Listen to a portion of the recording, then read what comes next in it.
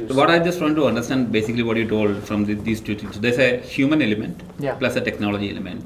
So when it comes to ordering first time, especially when it is fashion, there's no historical data about that particular because it's the first new product. So it's a human element of you talk about the set of purchasing guys and the merchandisers who based on their experience decide what sort of quality trends in the market, yeah, but you're right, it's more of a human element. And then but from there on the technology takes over in terms of understanding the algorithm of which store is selling what, A store, B store. So it has a combination of both. It's not only a mathematical formula will give you an answer what is the right stock to buy end of the day. Absolutely. Right. And even on the product side there are a lot of strategies. Like you said, fashion is a very cyclic seasonal product, but there is a never out of stock also in fashion. There's the basics, your white shirt. There we can do a proper inventory planning, on a regular basis, a reorder or the same, we can block capacities of the manufacturer, get, consignments on a regular basis, smaller consignments. Fashion is something very different, but never out of stock or the basics. It's a different inventory strategy. For fashion, there's a different inventory strategy. But you're right, human element for the launch, but the replenishment engine once takes over, it's absolutely logic and science. And then when it comes to this, again, when it comes to inventory, considering the magnitude of the volumes what you guys are doing, you have, like you said, DCs, then you have stores.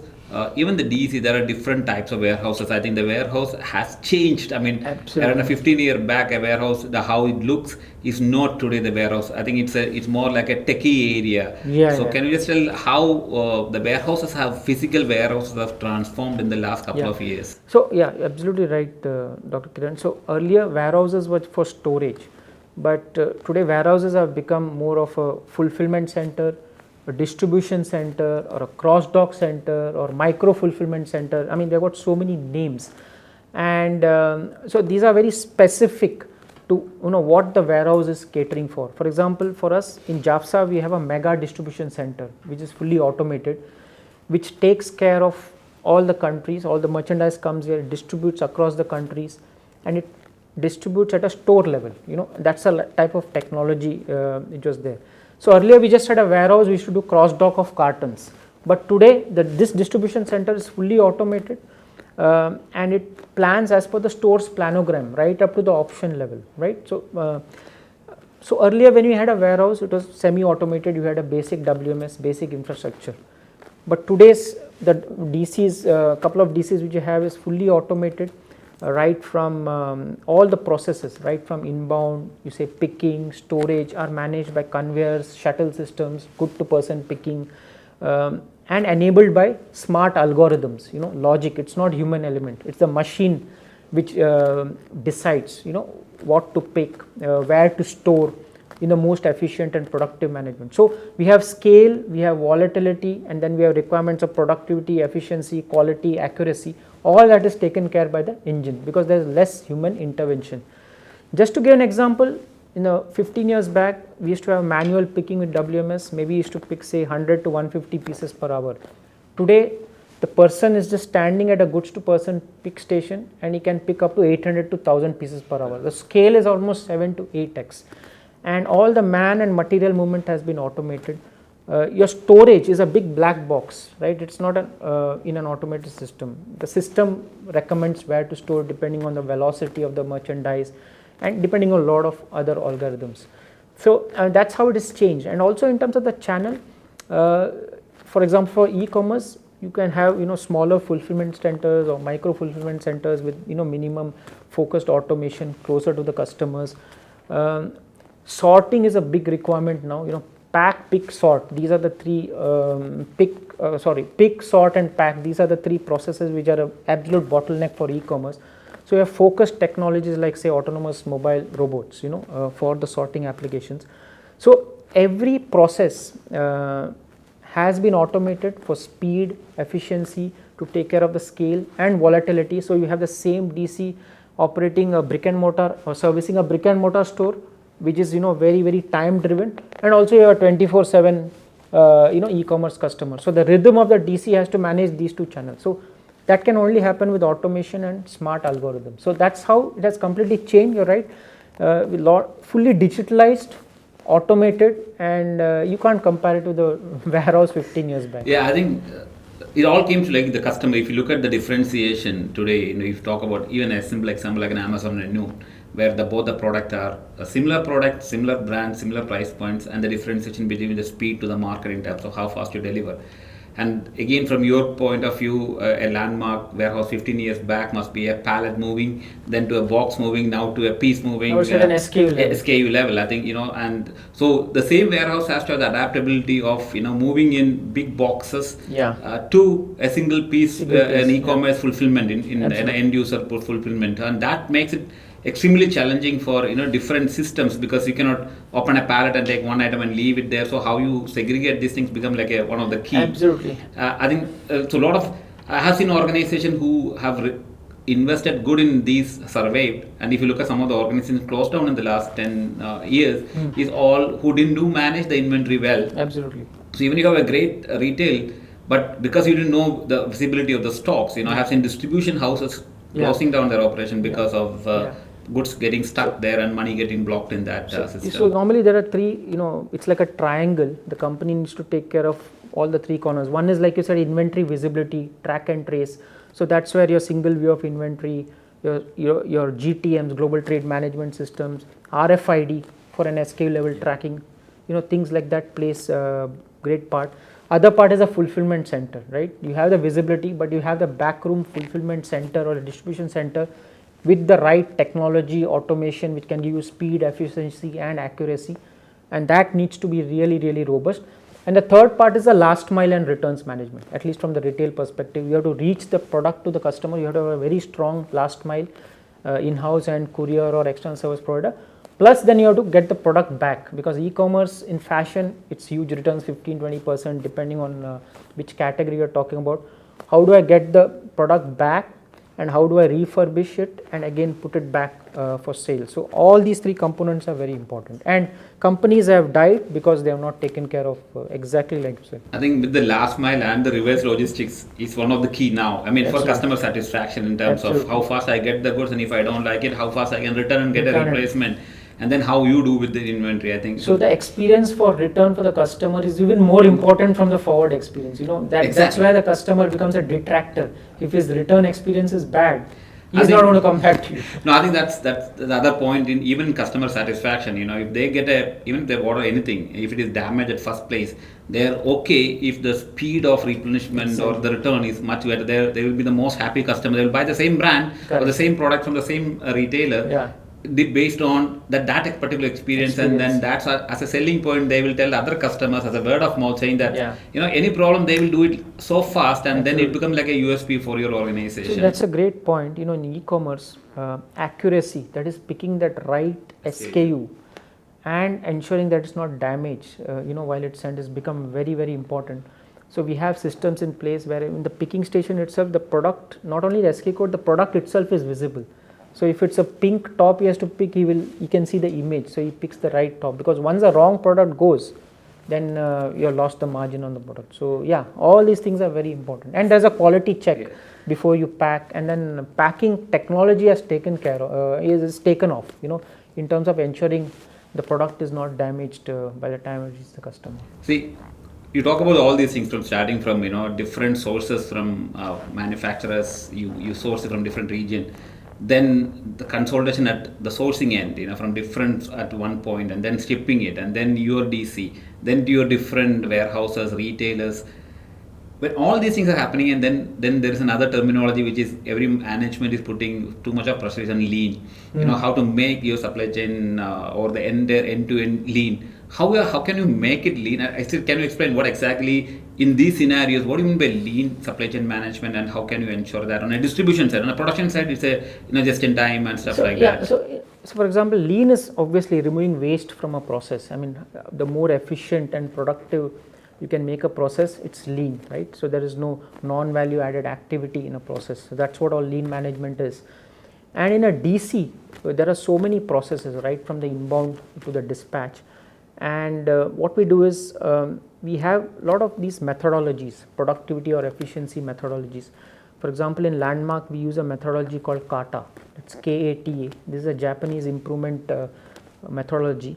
and for each process we monitor, we look at the current condition, and then we break down the process into its various parts. We remove the non value added activities, and we try to put new processes or implement new ideas wherein we can either reduce the time, that is increase the productivity, or something which is non value added activity we can reduce cost. We look at this. So that's a continuous process, so lean management is a continuous process in terms of productivity improvement in a DC. So we have these programs across various processes, we have teams working on it, and the beauty of this program is we have stretch targets. So a normal target doesn't make you think out of the box. So if something is happening at, say, you're picking at, say, 200 pieces per hour, to get into 210 is not going to be difficult. But suppose you give a target of 300, then you have to really think out of the box, rethink the entire process, think of new ways how to be done. So that's how we do this. Just one example. On the home division, we have our biggest process is fixing. You have to go to the customer's home and fix. And suppose a furniture set takes half an hour to get fixed. If I can reduce it to 20 minutes, it's a great improvement for me in terms of fixing time. So again, we run the lean process. We benchmark. Internal benchmarking is a very strong tool, and it's much neglected. Our different teams across the various countries do it differently. One guy fixes it at 15 minutes, one guy can fix it at 5 minutes, depending on the experience of the carpenter. So we have the entire internal benchmarking process in place, where there's a platform where different teams from various countries come together. We do a trial fixing of one set of furniture, and we take the best times and then implement it across. So that's an example of lean. Otherwise, each team in each territory would be doing on its in its own way, and then they'll be doing at different times. So simple things, but yeah, it's continuously looking at the process, breaking into minute manageable segments, and seeing what best can be done. So you do internal benchmark and external benchmark and come up the right, so that reduce waste in every process. Every process, installation, picking, packing, every so process. You reduce the waste and declare it as. For example, packing. You say e-commerce packing. Of course, a lot of times we transport plastic and the buffer material and air, right? So how do we right size the package to the product? So we have technologies in place where we try to make the carton size fit the product exactly, so you save on carton cost, air and filling, plastic buffers, etc. So that's something we are continuously working on in terms of packing. So very end result of all these things in organization look for profit. Yeah. And now we hear about this triple bottom line, which includes sustainability as one other factor. Yeah. So how you implement, or do you guys look at triple bottom line as a factor in supply chain? Yeah. So at least in our company, of course, we have started this journey again 5-6 years back. We started with individual brands like Splash and say the home division. So if you look at planet, people, profits, or the whole sustainability cycle for us, for our product. So there are 3 segments. One is the product stage, which is the manufacturing, the product itself. That's where the major the pollution is, or the impact on the sustainability or the impact on the environment is. Around 70-75% impact is on the manufacturing and product, where you use the material, chemicals, the manufacturing process, energy and all. Around 5-10% is actually the operations part, which is the supply chain and your facilities. And the remaining 15-20% is your consumer cycle. Once the consumer gets the product, the reuse of the product or repair or returns and all. So we are focusing on all the 3 aspects. So on the manufacturing side, for example, Better Cotton Initiative is one, or Ocotex laws and regulations which we implemented along with the suppliers. These are the standards we use. So right from the source, in terms of having sustainable sourcing material, having a sustainable process, where the waste generation or the pollutant generation is minimum, across various standards, processes. We are working closely with the suppliers, and in Splash, I think around 90-95% of all our products are sustainable in terms of they've got various certifications which certify in terms of the sourcing. On the supply chain operations part, of course, we could look at transportation. So we are working with liners for the like Maersk, who have started using green methanol, right? So we are partnering with Maersk to see how we can buy those carbon credits, and we can contribute on the transport side. The last mile, for example, we're working with our partners to look at electric vehicles, etc. So we are doing that. Even within our supply chain, we don't use virgin paper for our cartons. We try recycled paper, reduce plastic, like I said, right size the carton. In terms of energy, most of our DCs are solar powered. In fact, we generate excess power, we can give it back to we get credit for that. You cannot give it back to the government, we get credit for it, things like that. So solar energy, distributed lighting system, we have control for each section of the warehouse in terms of lighting, things like that. So a lot of things happening. Even on the waste management, waste generation, how to recycle on the facilities side. And of course on the consumer side, we try to facilitate the returns in an environmental conscious way. So we are working on all these three areas. We have a sustainability report.